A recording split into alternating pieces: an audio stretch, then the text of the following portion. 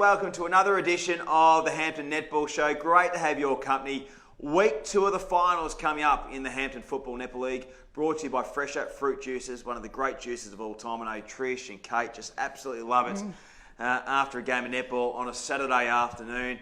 Hey ladies, before we really get into it, but just in a couple of words, a really great weekend of netball. Oh, super weekend and really good weather. We've been waiting all year for a good final series, and we got it on the weekend. So up at Camperdown on the weekend, there wasn't a breath of wind or a spare seat.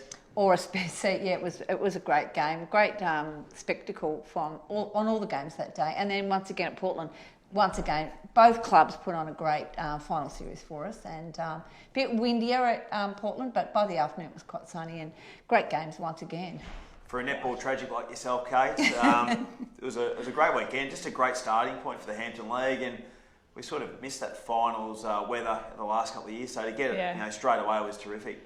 And when I was turning up to Camperdown, I thought, oh, gee, I love finals. It's so lovely to have so much representation from so many clubs within the league, and just to turn up and see huge crowds and supporting their sides. I'm not sure on the final number, but I know that there were a few games decided by 1 to 2 goals, Trish, so that's good from a league perspective to have close games like that. But yeah, a great weekend of netball and great weather. Hopefully we can maintain that for the next few weeks. Absolutely. Hey, we've got 2 great guests tonight. We're going to go to the Warrnambool Blues and also the South Warrnambool Roosters. Some big finals coming up this weekend. We're going to go to the Warrnambool Blues first, and their co-coach, Rowan Pomako, has joined us on the Zoom. Rowan, thanks for jumping on. Really appreciate your time. Thanks for having me. Hey Rowan, Sunday afternoon you took on the Hamilton Kangaroos, and you guys have had some great battles throughout the course of the year, but to get the job done and to get another opportunity in this year's final series must be really excite you. Yeah, it is. It's exciting. It's been it was a slow start for us, and the first part of the season we spent sorting ourselves out, and then second part putting things into practice, and it was good. You played a really nice game, Ray, and I think I was sitting with Trish for a bit of it, and we just thought the way you controlled the ball in the last quarter and were able to be really smart with it was brilliant.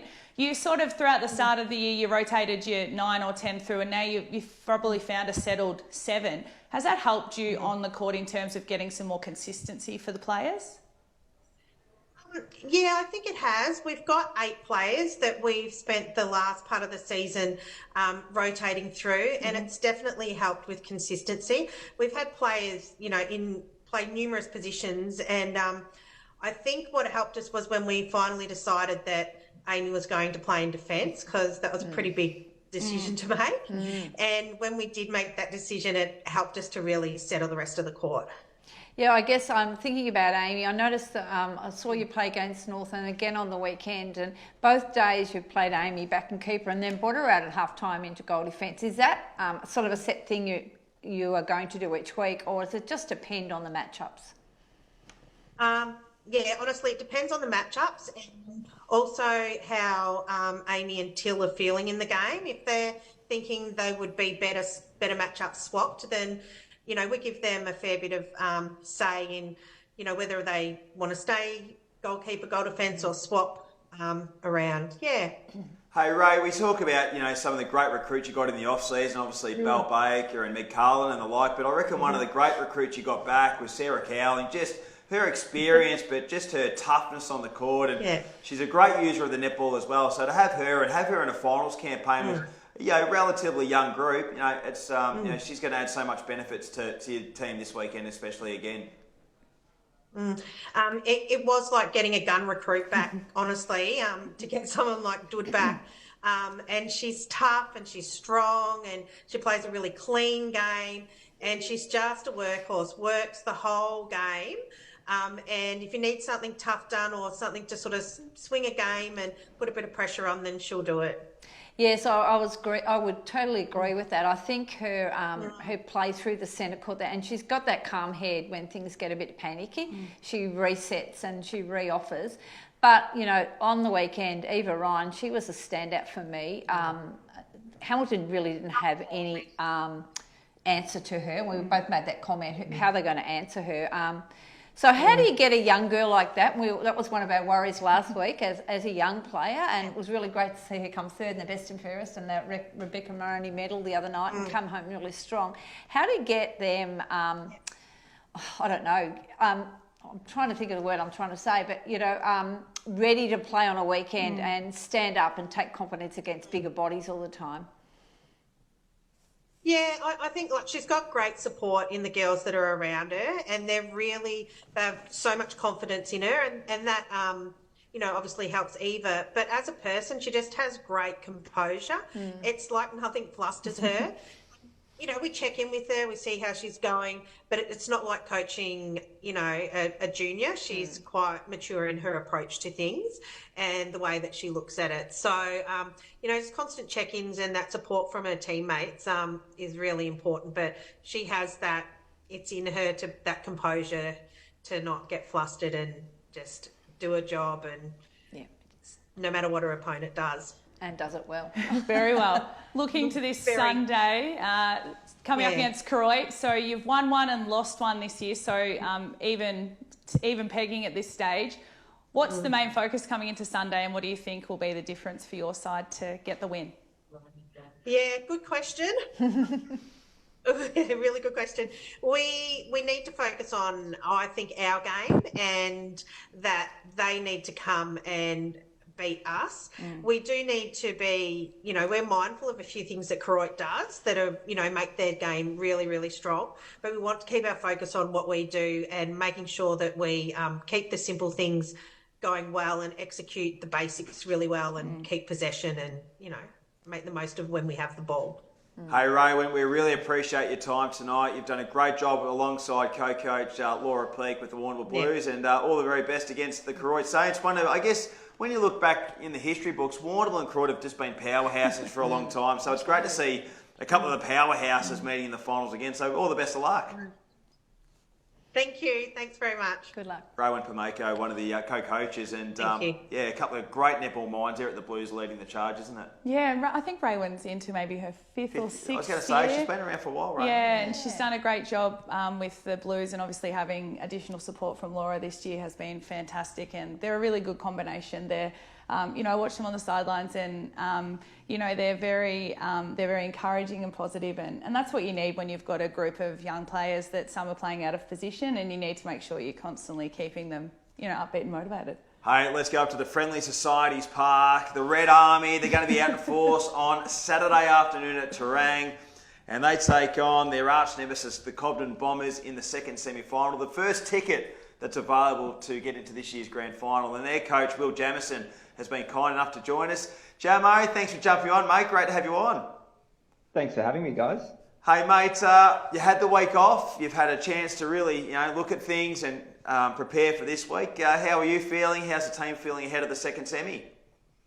Yeah, we're feeling really good. It's sort of it's been a couple of weeks now where we've had the full squad back together, and so it's really been good to train together. But it feels a little bit different for us this year. Last year was the sort of first year that a lot of us had experienced finals, so we sort of went in with our eyes closed a little bit. But we're actually really looking forward to it now. There's a really good excitement about just having a great game on the weekend, so we can't wait to get stuck in.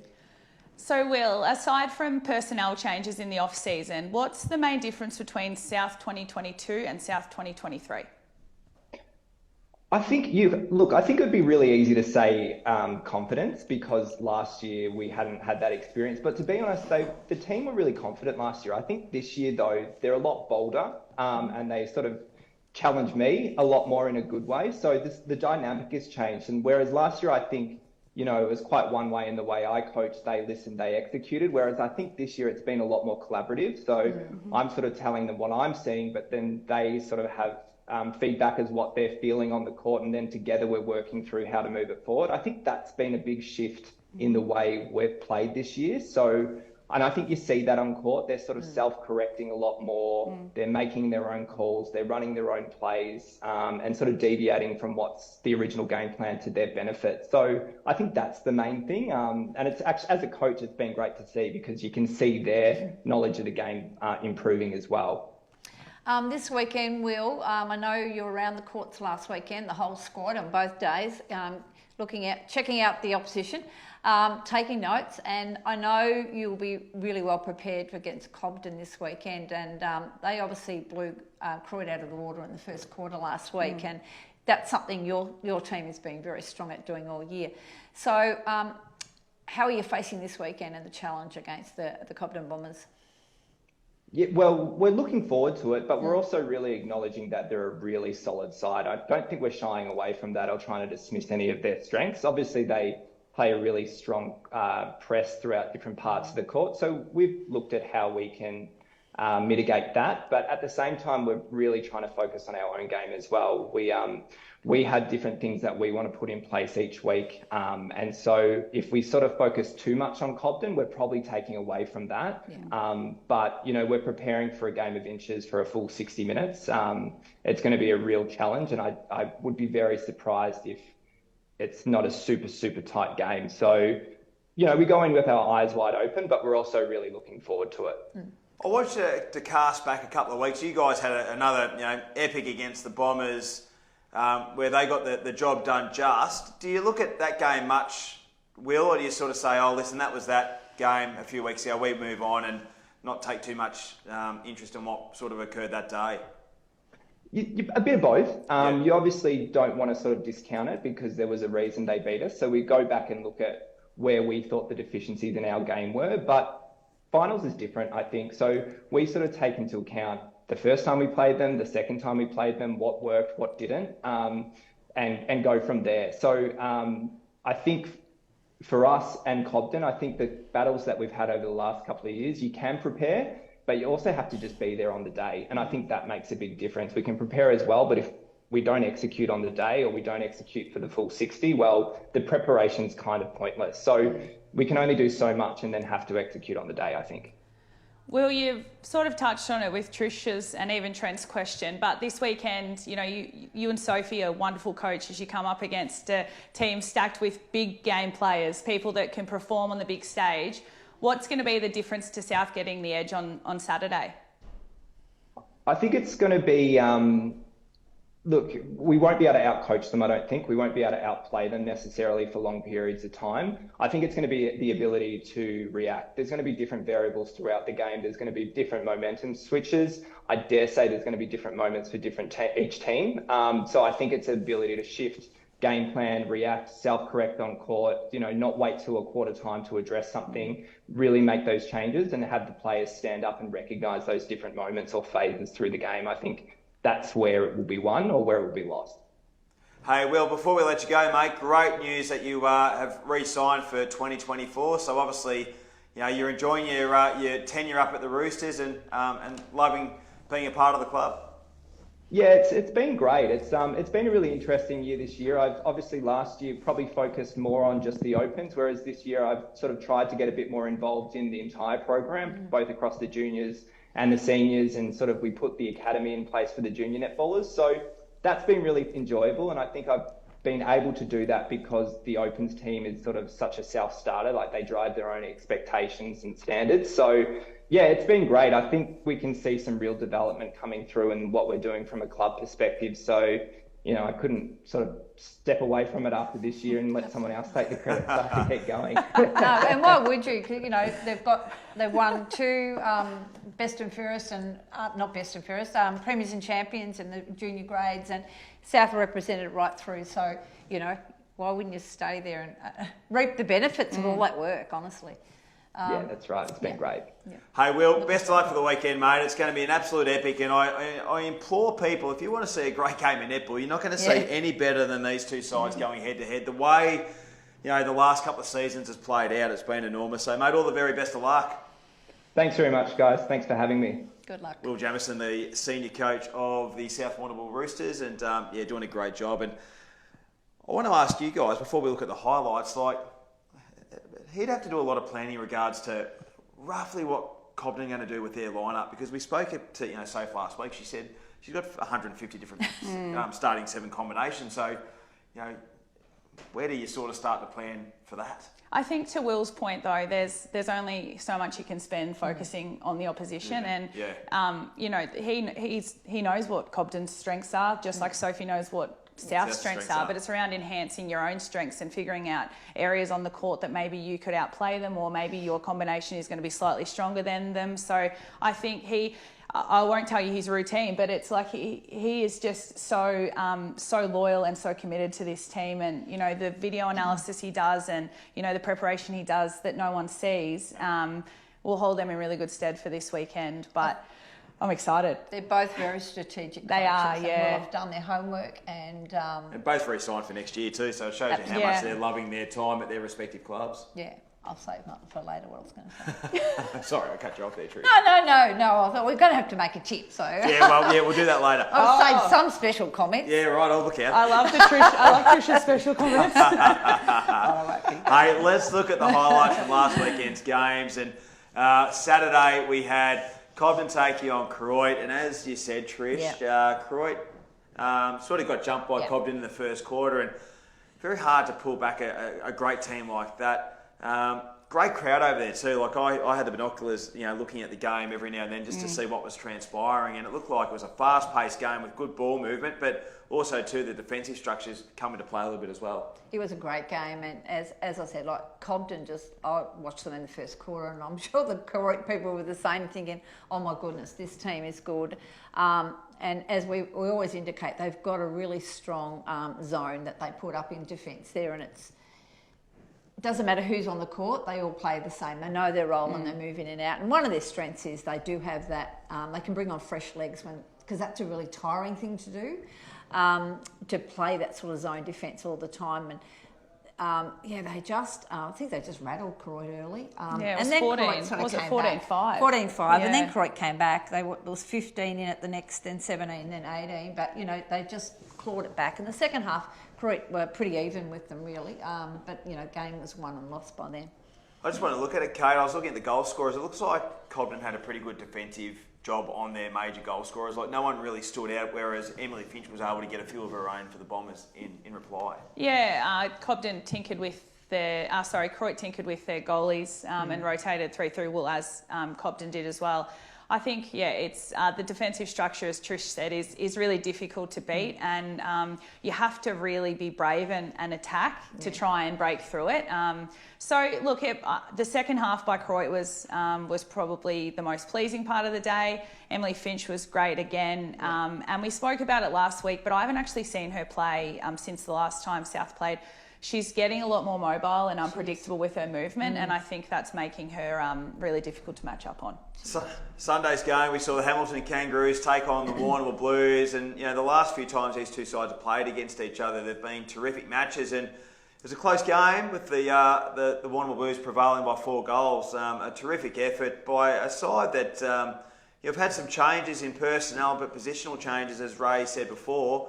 A great effort to get into the second week of the finals, Kate. Yeah, and they bowed out round 1 last year, I think, of finals. So to get to the second week is a great achievement. They led all games, so they would have been disappointed if they had have dropped it. In the final quarter, I think that Hamilton had some opportunities, and you know, Trish and I spoke to this there.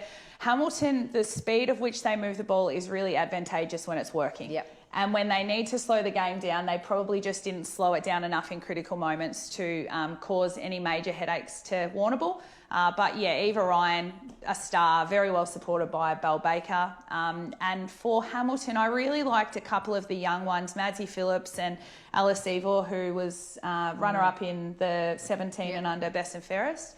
So they've got some good juniors coming there. They just... I thought she made a real difference when they came on. That's when they started to come back, because it allowed Emma Somerville to go back on Eva Ryan. And the 2 juniors then on that defensive line were really good. They unfortunately, Danny Byrne Colkin was a bit off her goals on the weekend, and that's pressure, and I'm thinking that's your Amy factor.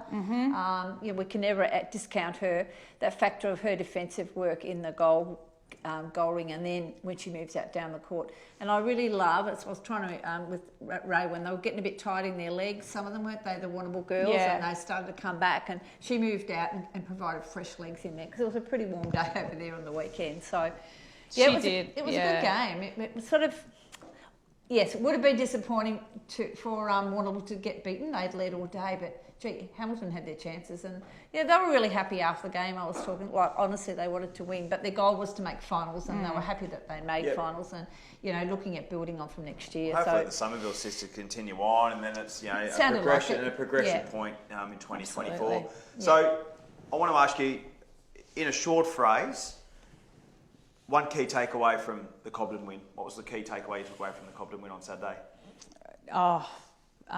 When they're on, they are on, and they're scary. They are. Yeah. What would your key takeaway be from the Sunday game with Warrnambool and Hamilton from the Warrnambool win? Oh gosh, you gave me the hard one. I had a really good comment the too. academics. No, I think Warrnambool's height. They are tall all over the court, and they're going to worry a lot of teams.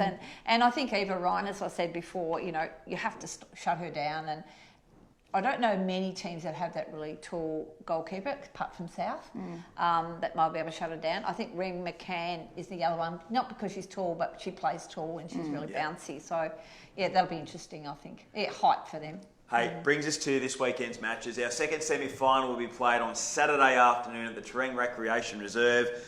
And it's a big one. South Warrnambool taking on Cobden. As we said, it's the first ticket that's printed for a team to qualify for this year's grand final. Kate, I'm going to start with you. Who wins and why? Oh, who wins and why? I know who wins.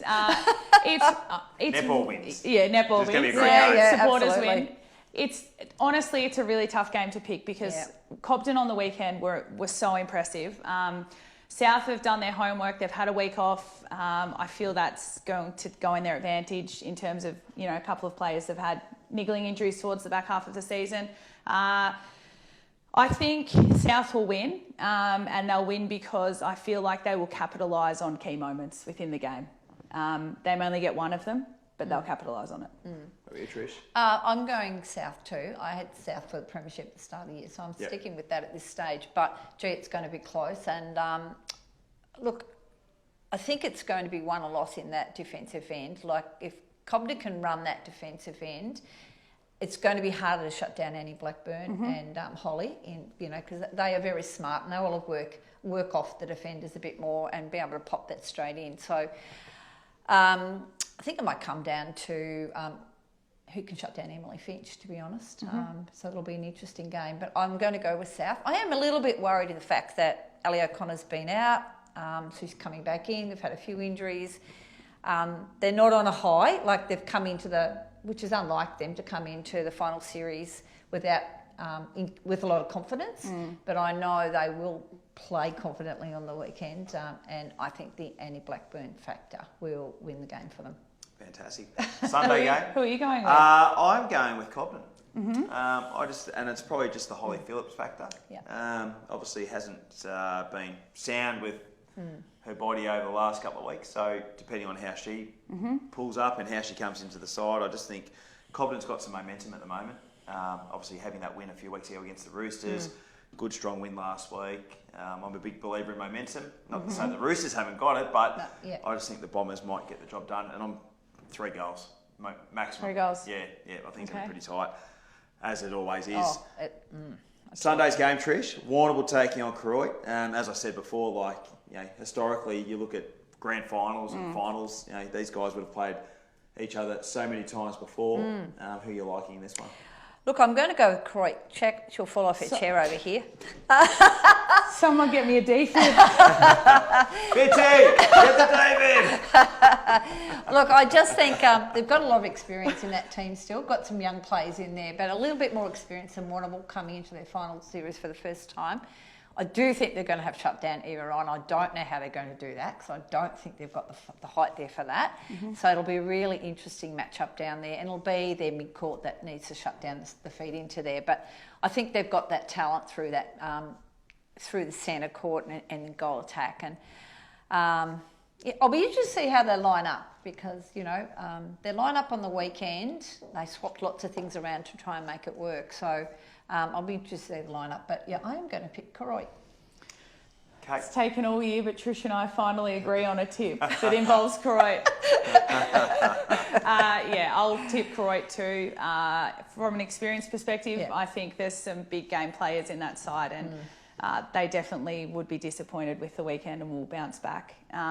Interesting when you talk lineup, because they did tweak it a little bit, and I really liked when Millie went back to wing defence and Scarlett O'Donnell, who is our winner for the Rebecca Maroney medal. What night? Tuesday? Monday night. I think that switch in combination worked really well. Millie is a natural wing defence. She is so good in the air. So potentially, if we see that change, I just think that Millie plays a really nice shutdown role. So. Yeah, really close. Eva versus Layla, or Eva versus Casey, will be a really great matchup, as will Nell versus Amy. So, some really good matchups all over the court. But I think Croydon will get it done, and I'm going to say by 7. I'm going the Blues. I was talking to the great A. Wormel this morning at 24/7 Gym, and we're having a great talk about netball, and I'm liking their path at the moment. I think their form's been good going in. Their last 4 or 5 weeks have been really sound. I think Amy's going to be a real integral part of that defensive lineup. If she can get into the heads and get that bit of physicality and restrict that good ball coming into Nell and so forth, I'm a big fan of the Blues. Again, I think it's going to be close. I think it'll be 5 goals under the margin with whoever wins, but I'm confident the Blues can do it. So wow. Warrnambool. I've heard that Amy has a milestone this weekend. She didn't say anything this morning. Yeah, I think she does. So we'll chat about that next week if she does. But I might be a week ahead of myself. Hey guys. Can I just make a comment? Yes. I really like when Molly McLaren went into goals for Croydon as well. I thought she combined really well with Nell.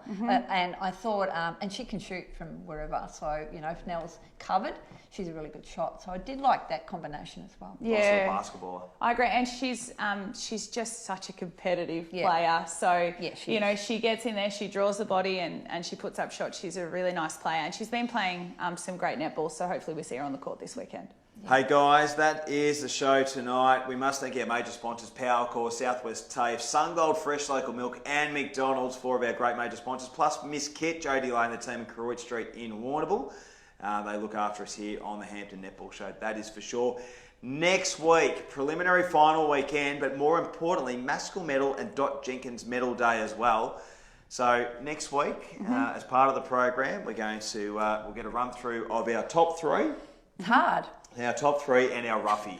So 4 selections. So write that down, Trish. There's a pen. Homework next week. Top 3 and the roughie. I can remember that. All right. What about team of the year?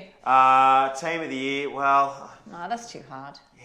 Well, really? I've already got mine. Well, if you want to share your team of the year, we can do that. Trish, if you want to share yours. Right. I'm going to be out of that conversation conversation because I don't get to watch as much netball as you guys. But maybe you guys would like to share your team of the year. But certainly... our Dot Jenkins medal, our top 3 plus a roughie. I am struggling with that. It's so open this year. Oh, yeah. I've got a few thoughts, but my thoughts could be completely... Yeah, it's hard when you don't see people all the time. You might see them play 2 times in a year and they've been standouts, and they may not have. That might be how people match up really well against some teams and not others. So, and also the best players in the paper aren't necessarily the best players. It could be that they've done something their coach has asked them to do, or they've been trialled in a new position. So it's... It's umpires.